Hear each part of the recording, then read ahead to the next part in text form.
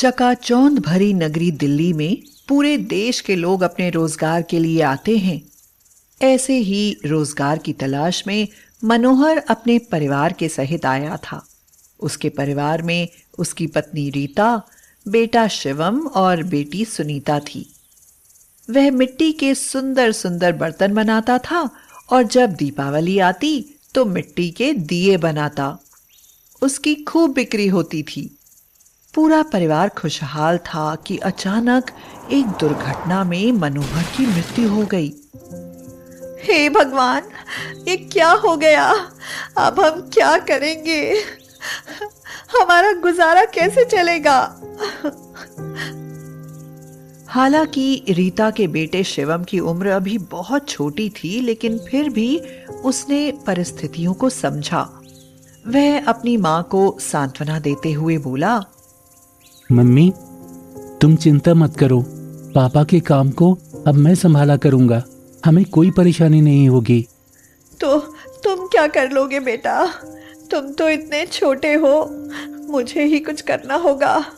रीता कुछ घरों में झाड़ू पोछे का काम करने लगी। धीरे धीरे किसी न किसी तरह से काम चलने लगा। लेकिन रीता को एक दिन बुखार आया। उसकी दवा होने लगी, लेकिन उसे कोई फायदा नहीं हुआ। इतनी दवा हो रही है लेकिन मैं ठीक ही नहीं हो रही। अब कैसे काम चलेगा? मैं पिताजी का काम शुरू कर देता हूँ। दिवाली आ गई है, मैं दिए बनाऊंगा। हमारा खूब काम चलेगा। लेकिन बेटा, तुम्हें कहाँ बनाना आता है? मैं सारा काम पिताजी से सीख चुका हूँ। मैं साथ में काम करवाता था ना, तभी मुझको भी आ गया। शिवम मिट्टी ले आया। बड़ी मेहनत से उसने उसे तैयार किया। उसने खूब मेहनत करके डिजाइनर दिए बनाए और उन्हें बाजार ले गया। शाम को वह घर पर आया तो बहुत निराश था। मम्मी, अब बाजार में इन दियों को कोई नहीं लेता है। इनकी जगह पर अच्छी अच्छी बिजली की झालरें और रंगीन बल्ब आने लगे हैं। सब वही खरीद कर ले आते हैं। हमारे इन दियों को कोई नहीं लेता है, इसलिए इनकी बिक्री नहीं होती है। शिवम की कॉलोनी से कुछ ही दूर सड़क के पार चंदन रहता था। चंदन एक बहुत ही जागरूक और होनहार स्टूडेंट था। वह आते जाते समय रोज ही शिवम को देखता था। आज भी कॉलेज जाते समय उसने शिवम को दियों की दुकान लगाते हुए देखा था और जब लौट कर आया तब देखा कि शिवम उदास बैठा था।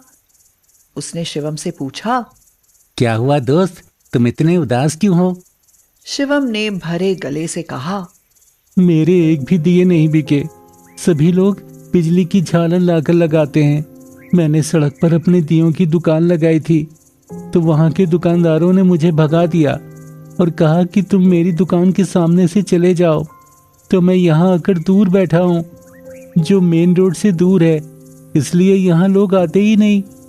दूसरे लोगों के मन में एक बात और भी है कि वो अपने स्टैंडर्ड पर ध्यान देते हैं, इसलिए भी बड़ी दुकानों पर जाते हैं, मेरे पास नहीं आते। उन्हें गरीब के फुटपाथ पर लगी दुकान पर आने में शर्म आती है। यह कहकर शिवम की आंखों में आंसू भर आए, जिसे देखकर चंदन को उस पर बहुत दया आई। शिवम ने सारा सामान समेटा और अपने घर की ओर जाने लगा। चंदन बोला, चलो मैं भी तुम्हारे साथ चलता हूँ, शायद मैं तुम्हारी थोड़ी मदद कर सकूं। फिर वह शिवम के घर गया। शिवम की मां की हालत देखकर तो वह दंग रह गया।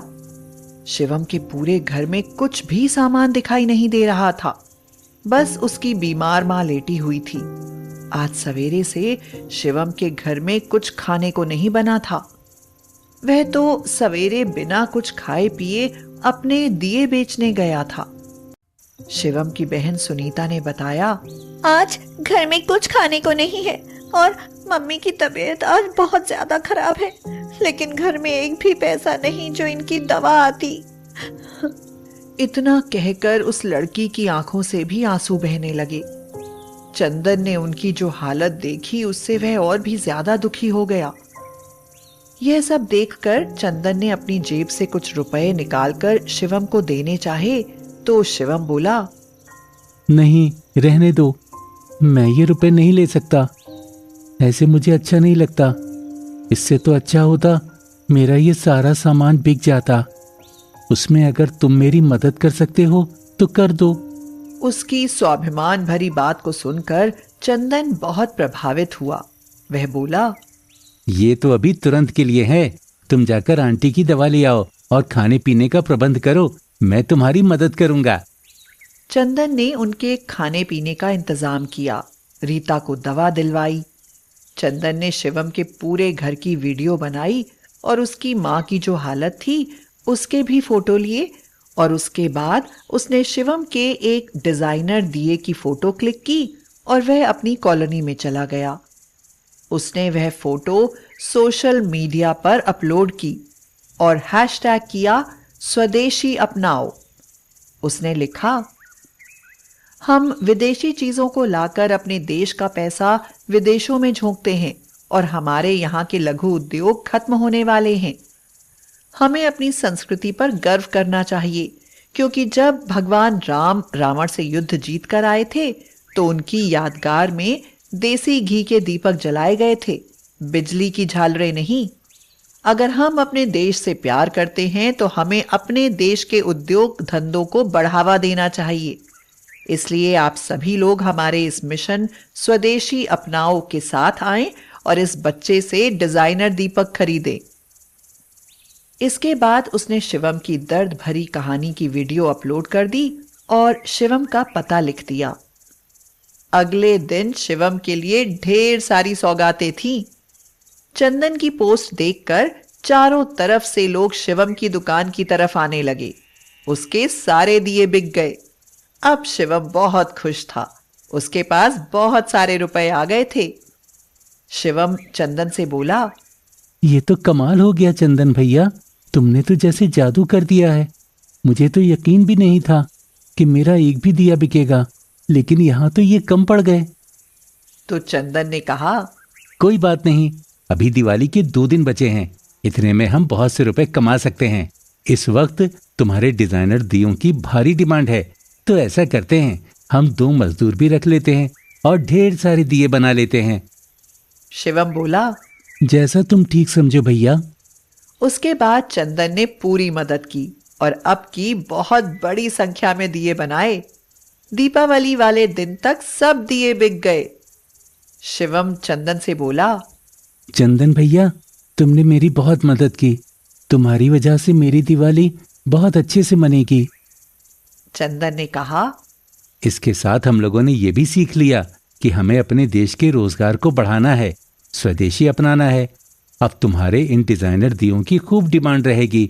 इसके साथ ही अच्छे अच्छे डिजाइनर बर्तन भी बनाओ और तुम्हारे सुंदर काम को फेमस करने का जिम्मा मेरा। जहां तुम जैसे भाई लोग होंगे वहां किसी की दिवाली खराब नहीं हो सकती। हर जगह प्यार, स्नेह, भाईचारे के उजाले से दिवाली जगमग रहेगी। मेरे चंदन भैया जिंदाबाद।